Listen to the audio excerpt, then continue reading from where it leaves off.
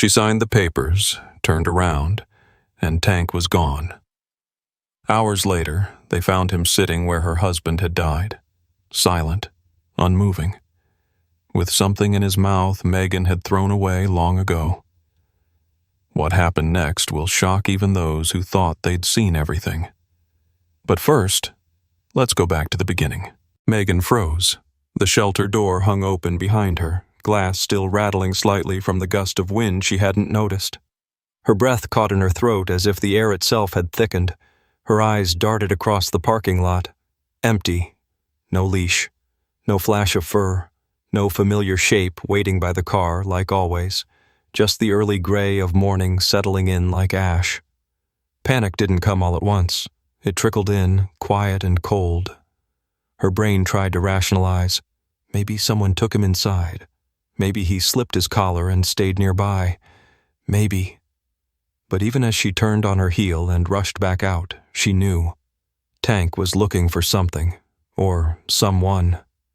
A dull ache crept into her chest as she circled the lot, calling his name with increasing desperation. "Tank! Tank! Come on!" Her voice cracked on the second call, echoing off the shelter walls like an accusation. A staff member in scrubs stepped out to help, but their reassurances fell flat. Megan couldn't hear them. Her ears were tuned only to the absence of Tank's heavy steps, the silence where his panting should have been. This wasn't the way it was supposed to go. She'd planned it like ripping off a bandage. Quick, clean, no second thoughts. Drive him in. Sign the papers. Walk out. Done. That's how you amputated something that hurt. You didn't stare at it afterward, wondering if maybe you'd cut too deep. But Tank hadn't even fought her. Not a bark, not a whine. Just that look in his eyes, heavy and too knowing, like he'd already mourned her before she'd even let go. She remembered the first night after Ben died, when she'd collapsed on the floor and Tank had pressed his massive head into her lap and refused to leave her side. He'd slept at her door for weeks, barking at any creak in the house, guarding ghosts. Now she was the one trying to exorcise something, and Tank had simply vanished, as if to say, "I see what you're doing, and I won't make it easy." Megan stood in the middle of the cracked concrete lot, fists clenched, jaw tight. For the first time in months, the tears threatened, but she blinked them away. She didn't have time for grief. Not now, not again. She had to find him. The drive to the shelter the next morning was slower than it needed to be. Megan clutched the steering wheel with fingers that ached from tension, not lack of sleep, though she'd had none of that either. She hadn't turned on the radio. She hadn't even touched her coffee.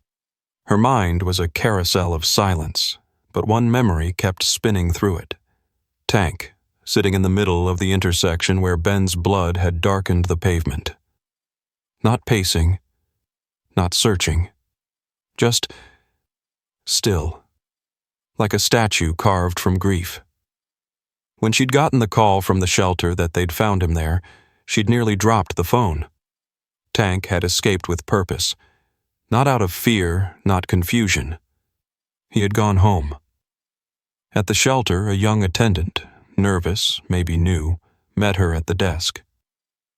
"He's not doing well," she said quietly, like she was afraid the words might shatter if spoken too loud. "Hasn't touched food or water. Just sits there." The girl hesitated, then added, "He only looked up when the door opened. Every time, like he thought someone was coming back." Megan's throat tightened. She followed the girl past rows of kennels, the yipping of smaller dogs muffled behind glass and steel. When they reached Tank's crate, everything went quiet. Not silent, there was still sound, but it faded, like the world around her was lowering its volume out of respect. Tank lay curled in the corner, his ribs shifting slightly with each breath. His eyes were open, but unfocused, fixed on nothing. The moment he noticed her, he didn't jump or bark or whimper. He didn't charge forward in joy or betrayal. He just stood, slowly, with effort, and limped toward her on a paw she hadn't realized was injured. Then, without ceremony, he lowered his head and released something from his mouth onto the floor between them. It was frayed at the edges, crusted with old dirt and time, but unmistakable. Ben's handmade collar, faded navy with a silver tag shaped like a paw print. The one Megan had thrown out in a moment of fury and finality, wanting no reminders of what she'd lost. Now here it was, returned to her by the only soul who had grieved with her and never left. She reached for the collar with trembling fingers, but her body failed her. Her knees folded before her hand could. Tank didn't move. He simply sat beside her, silent witness to a pain they both still carried.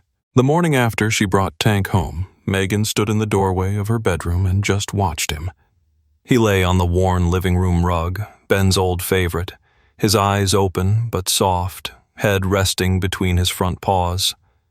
There was no tension in his body anymore, but there was no joy either. Just presence. Quiet. Like he'd accepted being back, but wasn't sure how long it would last. That uncertainty gnawed at her more than anything. She sat at the kitchen table with her laptop, not knowing what she was looking for until she found herself typing, "Can dogs feel grief?" into the search bar. One article led to another. Studies. Stories. A video of a golden retriever howling at his owner's gravesite. A thread about PTSD in military canines. It all hit like a slow-motion avalanche. The more she read, the more unbearable the weight became, not just of her ignorance, but of her silence. Tank hadn't failed her. She had failed him. That night, she dug through the bottom drawer of Ben's old desk, one she hadn't opened since the week of the funeral.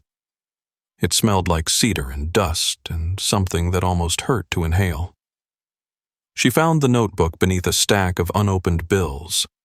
It was spiral-bound and dog-eared, pages filled with Ben's blocky handwriting and doodles in the margins. Diagrams of command sequences, notes on positive reinforcement, sections labeled "For when we apply to the VA." At the top of one page, in smudged ink, "Tank is going to save someone, maybe a lot of someone's." Megan didn't cry. Not right then. But her fingers lingered on the words like they were a pulse. She reached out to a trauma-certified dog trainer 2 towns over. When the woman read Megan's email, she called within the hour. "Bring him in," she said. "No charge." The vet donated his time, too, cleaning Tank's infected paw, updating his shots, running blood work. No one asked for payment. They'd all heard the story. Word had spread. Tank took to training like muscle memory. He already knew the commands, but something deeper began to shift. His gait grew steadier, his eyes sharper. He started nudging Megan when her hands trembled or when she stared at nothing for too long, like he was remembering how to care for someone again. And Megan, she followed his lead. They were quiet partners in recovery. When she stumbled, he steadied her. When he faltered, she sat with him. No commands, no talking, just breath and presence. 6 months later, Tank stood in front of the certification officer in a blue vest, ears alert, posture strong. He passed with perfect scores. And Megan, standing just behind him, finally breathed without guilt. The VA hospital smelled faintly of antiseptic and old coffee. The kind of smell that clung to the walls and seeped into the skin, like history that refused to leave. Fluorescent lights flickered overhead as Megan walked Tank through the automatic glass doors, the blue of his therapy vest crisp and taut against his shoulders. The patch stitched across the side read, "Service dog. Do not distract." But it barely mattered. People didn't try to pet him. They just watched him pass with something between reverence and hope. Tank moved differently now. Not just with discipline, but with purpose. Every step was measured, silent but certain, like he carried stories in his paws that no one else could tell. Megan stopped short at the edge of the hallway and let him go ahead. This moment belonged to him. Across the tiled corridor sat a man in a wheelchair, back curved in on itself like he was bracing for a storm no one else could see. His fists were clenched on his lap, knuckles white, body rigid with something too deep to name. Megan had seen men like that during her husband's deployment years, the ones who'd come back physically whole but spiritually gutted. Shells that hadn't quite refilled. Tank slowed as he neared. No barking, no commands, just a soft, unhurried pause beside the chair. He didn't nudge the man or sit down immediately. He simply waited. The man's fingers twitched. His jaw tightened. Then, cautiously, like reaching into flame, he raised one trembling hand and placed it on Tank's head. It was like something broke. The man didn't speak, didn't move, other than to curl his fingers into Tank's fur. And then he began to sob, not loudly, but in the kind of way that stole air from the room. His shoulders shook, silent and violent, like the grief had been dammed for years and Tank had cracked it open without a single word. Megan watched from the doorway, eyes wide, spine straight. She didn't cry. Not yet. Later, back at her car, she unbuckled Tank's vest to stow it in the bag. As she folded it, something crinkled inside the side pocket. A small note, scrawled in hurried handwriting. "Your dog did more for that man in 10 minutes than we've done in 6 months." Megan stared at the words until they blurred. Her hands trembled as she folded the note again, pressing it to her chest. She had thought giving up Tank meant letting go of the past. But standing there, under the wide Ohio sky, she understood. She hadn't let him go. He had found his way forward, so she could too. And now, he belonged to something greater than memory.